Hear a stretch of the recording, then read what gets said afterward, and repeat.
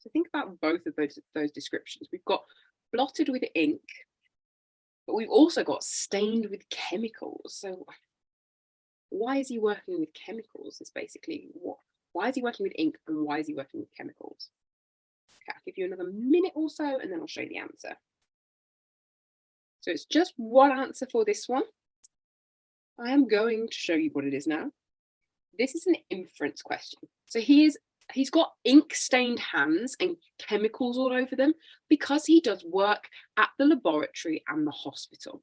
Okay, so if we look in the text, actually in the text, we've got, where does it say?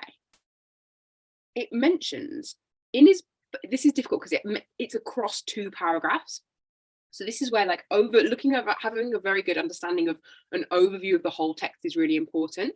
So we've got what he does in his routine. He spends his day at the laboratory. Sometimes he spends it at the hospital. Okay. And then in the next paragraph, we've got his hands were invariably blotted with ink and stained with chemicals. Okay. So because of his habits, because of what he does, which is going to the laboratory, going to the hospital, it's inferred that he's taking notes, he's conducting experiments, he's working at the lab, he's using chemicals, he's working with ink as he's writing things down. So the inference there is that he is getting these chemicals and this ink all over his hands because of what he does in his regular life.